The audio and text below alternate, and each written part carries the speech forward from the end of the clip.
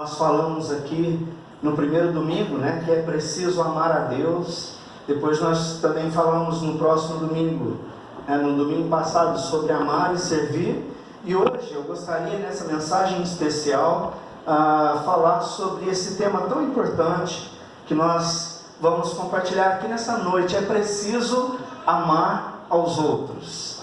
E eu queria começar a mensagem dessa noite dizendo que o Natal, ele é um presente. Natal é presente. Às vezes eu ouço algumas pessoas, principalmente no mundo, vamos dizer assim, cristão, onde as pessoas têm falado diariamente o seguinte: perdeu o sentido do Natal. As pessoas não sabem mais o que é Natal. Acham que Natal é só dar e receber presentes. Mas é interessante que essas mesmas pessoas que dizem que Natal é só dar e receber presente, elas dão e recebem presente. É interessante isso, não é? Mas nós esquecemos muitas vezes que o Natal é presente. O Natal é dar presente, o Natal é receber presente. Mas o Natal, ele é, acima de tudo, o presente de Deus para nós, revelado em Jesus Cristo. O nascimento de Jesus foi o maior presente que nós poderíamos receber. O nascimento de Jesus é o presente de Deus para nós aqui nesta noite. E é isso que eu gostaria de compartilhar com você. E é interessante que eu não sei qual a sua profundidade acerca do crer em Jesus, como você crê em Jesus, como você acredita nessa história do Evangelho. Mas essa história, ela começou a ser narrada não a partir do nascimento de Jesus. O que me deixa assim muito vislumbrado com tudo isso é que todas as coisas se cumpriram conforme os profetas já haviam falado há 500, há 700 anos atrás, antes de Jesus nascer. E como tudo aconteceu nos mínimos detalhes, como tudo aconteceu conforme as profecias já escritas. Se você olhar o livro do profeta Isaías, no capítulo 9, o versículo de número 6, diz assim: porque um menino nos nasceu, um filho se nos deu, o governo está sobre os seus ombros, e o seu nome será Maravilhoso Conselheiro, Deus Forte, Pai da Eternidade e Príncipe da Paz. 700 anos antes do nascimento de Jesus, o profeta Isaías estava dizendo que nasceria esse menino que, é claro, é Jesus Cristo. E é interessante que na cultura judaica o nome era muito importante. As pessoas não davam nome às crianças, aos bebês, aos recém-nascidos, porque achava bonitinho, chamar de Antônio, porque achava bonitinho chamar de José, ou porque era bonitinho Joaquim. Cada nome tinha o seu significado. A cultura judaica, ela tinha essa preocupação. O nome tinha a ver com o que seria criança. E é interessante que o profeta Isaías, nesse versículo, ele diz ali, no meio do texto ali: o seu nome será. E aí você começa a perceber todas essas características na pessoa de Jesus. Maravilhoso Conselheiro. Recentemente, eu ouvi dizer, e ouvi o testemunho daquele psicólogo muito conhecido, Augusto Cury. E ele disse: olha, eu não cria em Jesus, mas quando eu comecei a estudar a Bíblia, eu conheci uma das pessoas mais maravilhosas, o maior psicólogo de todos os tempos. Olha só que interessante. O maravilhoso Conselheiro. Também o Deus Forte. Jesus não era qualquer um. O Deus que se encarnou e se fez presente entre nós. Isaías ainda aumenta essa qualidade, ele reforça essa qualidade, dizendo que ele é o Pai da eternidade. Mas a última coisa, a última característica que ele fala sobre Jesus é que ele seria o príncipe da paz, aquele que traria a paz entre o homem e Deus. E quando você vai lá para o Novo Testamento, você começa também a ver essas narrativas. No Evangelho segundo Mateus, no capítulo 1, o verso de número 21, diz assim: ela, Maria, dará à luz um filho, e lhe porás o nome de Jesus, porque ele salvará o seu povo dos pecados dele. O nome Jesus tem o significado de Salvador, por isso Jesus. E é interessante que aqui quem está falando é um anjo. Um anjo está dizendo que aquele bebê que nasceria, ele não teria qualquer nome. O nome dele teria que ser Jesus Cristo.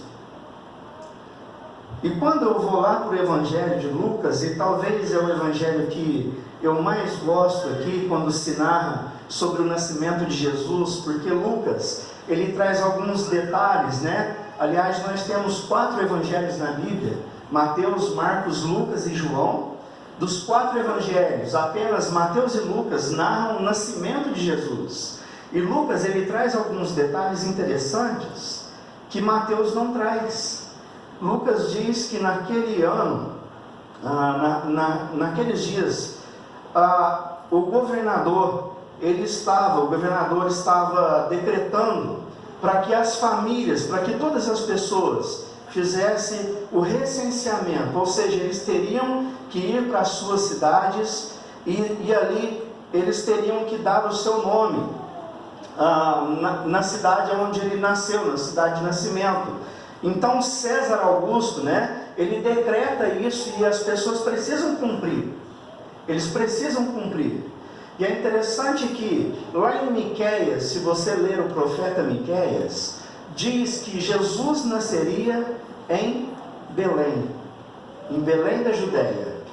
E naqueles dias, César Augusto, então, ele publica, esse decreto. As pessoas precisam cumprir esta ordem do governador. Então eles começam a sair para as suas cidades, onde eles haviam nascido. E José havia nascido em Belém. Mas isso sem saber de nada da profecia, José então pega Maria. Ela ainda não tinha dado à luz, mas já estava ali, perto do nascimento. Eles então viajam para Belém, chegam em Belém, eles começam a procurar hospedarias, ou seja, hotéis, alguma pensão, algum lugar onde eles poderiam passar a noite. E acontece que, com esse fluxo de pessoas, com essa quantidade de gente que foi para lá, não havia mais vagas nas hospedarias. O único lugar que eles encontram então é um lugar onde eles guardavam os animais. Maria então começa a sofrer com as dores do parto e ela dá à luz a um menino chamado Jesus. Ali, numa manjedoura, assim como deveria ser, o Rei Todo-Poderoso abrindo mão da sua glória, nascendo num lugar simples. E é interessante que em Lucas, no capítulo 2, no verso 21, fala: completado 8 dias para ser circuncidado um menino, Jesus, deram-lhe o nome de Jesus. Por que deram o nome de Jesus? Como lhe chamara o anjo antes de ser concebido. Nasceu o menino Jesus. Mas o que eu quero compartilhar com você aqui nessa noite é o seguinte: eu creio que nós, aqui num país que nós consideramos um país cristão, entendemos e acreditamos claramente no nascimento de Jesus. E mesmo aqueles que não são cristãos, que se declaram ateus, essas pessoas, historicamente, não podem negar o nascimento de Jesus. Mas o que eu quero compartilhar com você aqui nessa noite é o que aconteceu do nascimento até a cruz. Do nascimento à cruz, o efeito causado por Jesus. Meus queridos, eu não sei se você prestou atenção. Nós estamos em que ano mesmo? Me ajudem aí. 2019. Por que 2019? 2019 depois de um homem que nasceu, foi enrolado em panos e teve que ser colocado numa manjedoura no meio dos animais. Dividiu a história antes de Cristo, depois de Cristo. Tal importância que teve o nascimento de Jesus. É certo que essa importância tem sido esquecida ao longo da história, mas eu quero trazer algumas coisas aqui para você nessa noite, para que esse Natal possa ficar guardado no seu coração.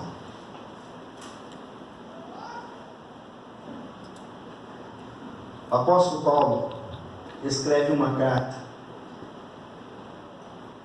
aos Efésios, a igreja em Éfeso, e esta igreja, ela recebe essa carta, a qual é lida até hoje, e eu quero convidar você para ler no capítulo de número 3, do verso 14 ao verso de número 21.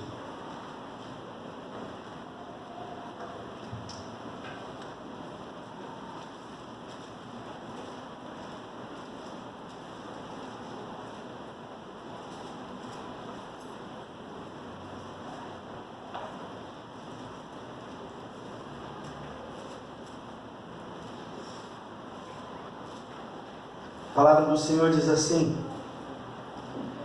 por esta causa, me ponho de joelhos diante do Pai, de quem toma o nome toda a família, tanto no céu como sobre a terra, para que, segundo a riqueza da sua glória, vos conceda que sejais fortalecidos com poder, mediante o seu Espírito no homem interior, e assim habite Cristo no vosso coração, pela fé, estando vós arraigados e alicerçados em amor, a fim de poderdes compreender com todos os santos qual é a largura, o comprimento e a altura e a profundidade, e conhecer o amor de Cristo, que excede todo o entendimento, para que sejais tomados de toda a plenitude de Deus. Ora, aquele que é poderoso para fazer infinitamente mais do que tudo quanto pedimos ou pensamos, conforme o seu poder que opera em nós, a Ele seja a glória na igreja e em Cristo Jesus, por todas as gerações, para todos sempre. Amém. É interessante que Paulo, mesmo dentro de uma prisão, ele escreve essa carta a essa igreja em Éfeso. E é interessante que Paulo, aqui no capítulo de número 3, se você não percebeu, mas Paulo começa a fazer uma oração por aqueles irmãos. E ele disse no verso de número 14: eu me ponho de joelhos diante do Pai. Eu me coloco de joelhos diante do Pai. E aí começa então os pedidos, de oração ali do apóstolo Paulo. E o primeiro pedido que você acompanha aí nessa lista é o fortalecimento às famílias. Paulo ele começa a falar que Deus fortaleça essa família. No versículo de número 15, a quem toma o nome de toda a família. E aí no verso 16, para que segundo a riqueza da sua glória vos conceda que sejais fortalecidos. A importância das famílias. Nós precisamos nos colocar de joelhos e nos colocar em oração diante de Deus e pedir para que Deus abençoe as nossas famílias, as famílias da igreja, a família dos meus irmãos, a família de sangue. Nós precisamos colocar diariamente essas pessoas na presença de Deus. E Paulo começa então uma lista de pedidos, e a primeira coisa que ele se lembra é de orar pela família dos irmãos que estavam distantes, que estavam longe dele, mas ele lembrava carinhosamente e cuidadosamente daquelas famílias da igreja em Éfeso. Nós estamos terminando o ano. Quantas vezes você colocou a sua família diante do Senhor? O segundo pedido aí de Paulo, ele diz: para que Cristo habite nos corações. Para que Cristo habite nos corações. Interessante, ele pede para a família. E no verso 17 ele diz: e assim habite Cristo no vosso coração, pela fé.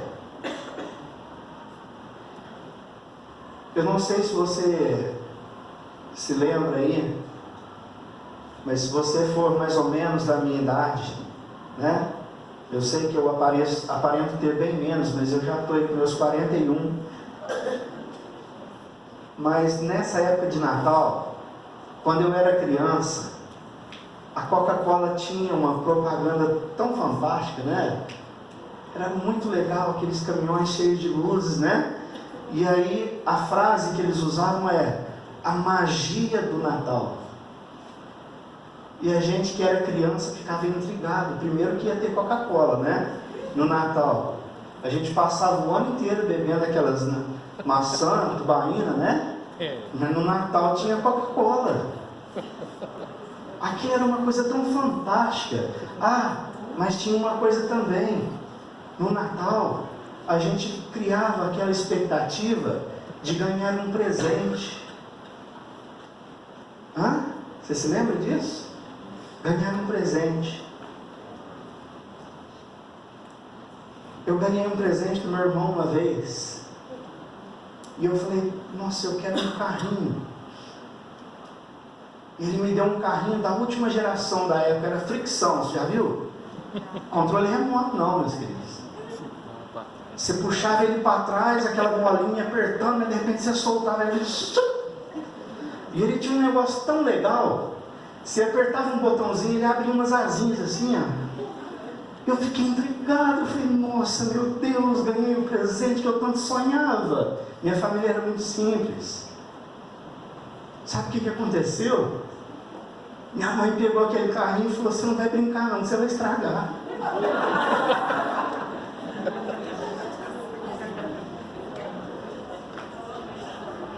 Tem algumas esposas ainda que tem essa síndrome, né? Você compra uma roupa e ela fala assim: não vai usar agora não. Deixa isso aí para usar no culto de Natal. Eu não podia brincar com o carrinho. O presente era meu. Aí os anos passavam. Eu não queria mais brincar de carrinho. Ela falava: agora toma. Agora eu não quero. Muitas vezes nós ganhamos um presente. O que vamos fazer com ele é outra coisa. Muitas vezes nós ganhamos um presente. Como você vai usar? E se você vai usar é outra coisa. Nós ganhamos um presente tão precioso, que é Jesus. E como nós tratamos isso, é outra coisa. Talvez nós lembremos dele apenas no Natal. Mas Paulo aqui nesse versículo, ele está dizendo que Jesus deveria fazer habitação no coração do homem. Esse presente de Deus, ele precisa fazer habitação. Você sabe o que é fazer habitação? Você precisa fazer disso a sua casa. Jesus todos os dias da sua vida, durante todo o ano, todos os dias, em todos os momentos. Paulo estava orando por aquela igreja, para que Jesus pudesse fazer parte do dia a dia. Quando você for para o seu trabalho, você leva Jesus. Quando você se reúne com a sua família, você está com Jesus. Quando você vem para a igreja, você está com Jesus. Isso é fazer habitação no nosso coração. E muitas vezes, ao passar o Natal, nós colocamos esse Jesus dentro da caixinha novamente, como aquela mãe que não deixa brincar com aquele carrinho. Mas Paulo ora por aquela igreja, para que Cristo faça habitação. E o terceiro pedido de Paulo é que esses irmãos pudessem compreender e conhecer o amor de Jesus. Compreender e conhecer o amor de Cristo.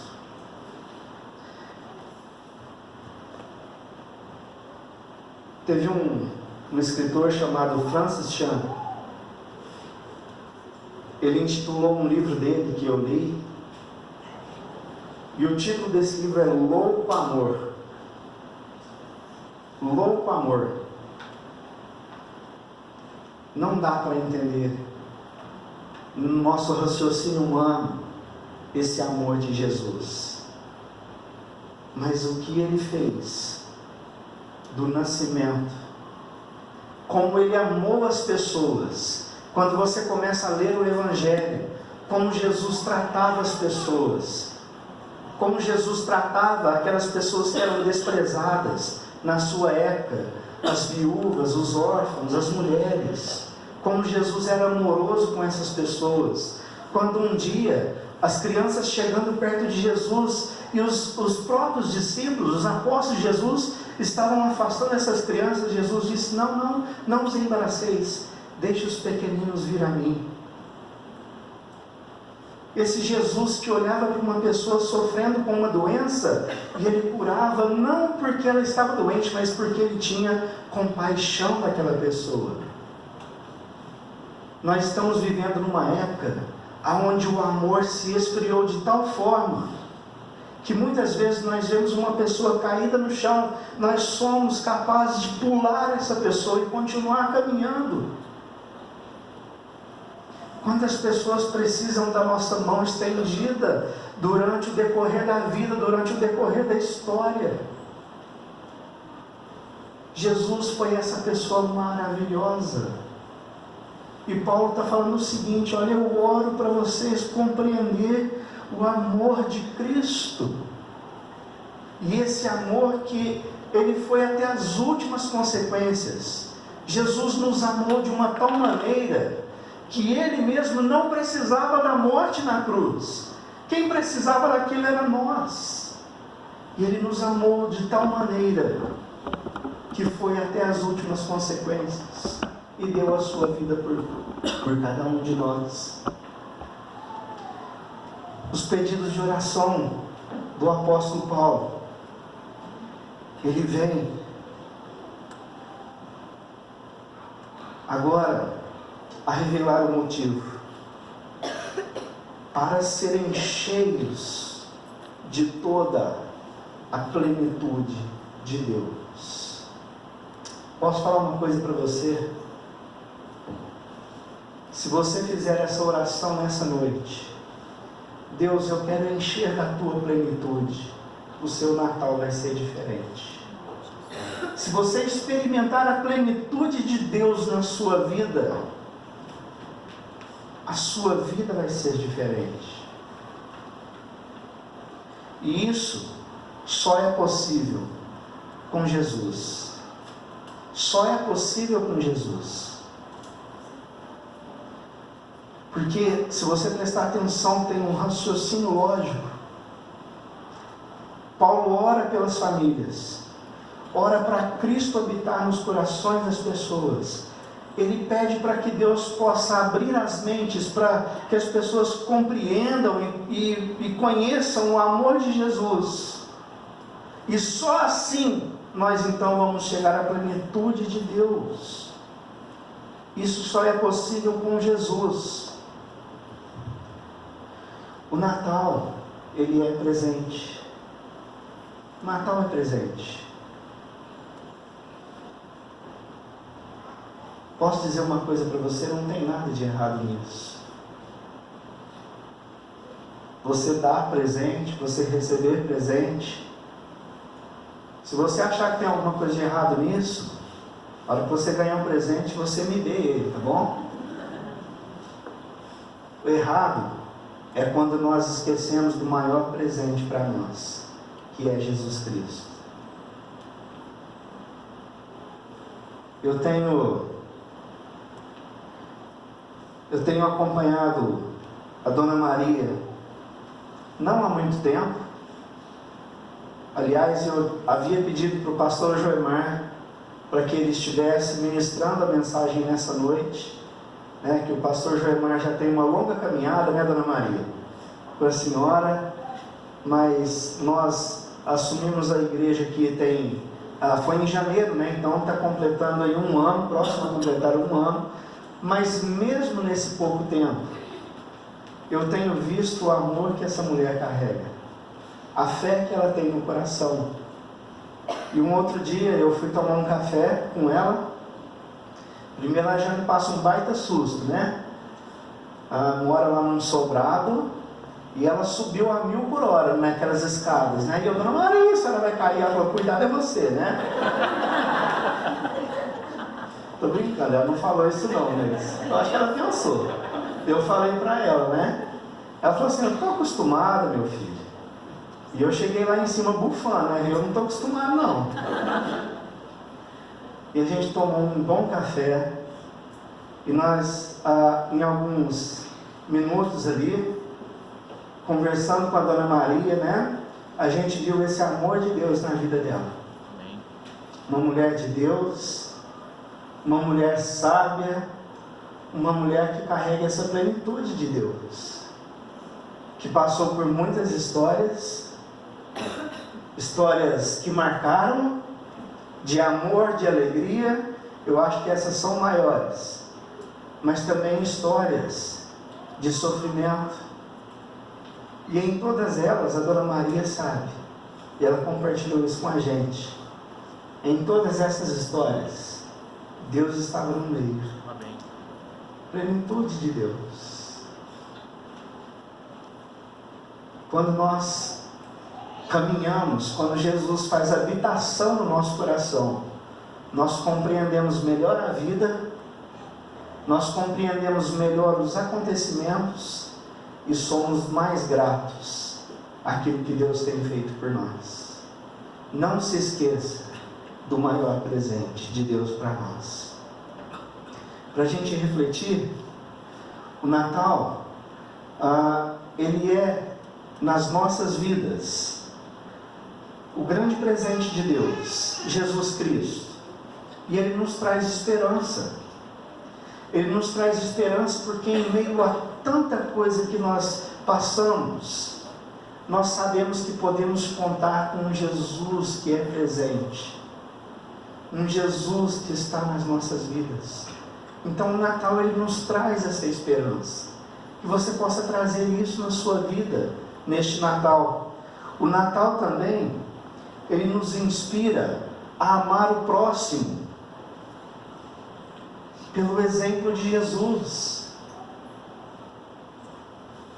Amar o próximo, olhando para a vida de Cristo, aquilo que Ele fez por cada um de nós e por cada pessoa que estava à sua volta.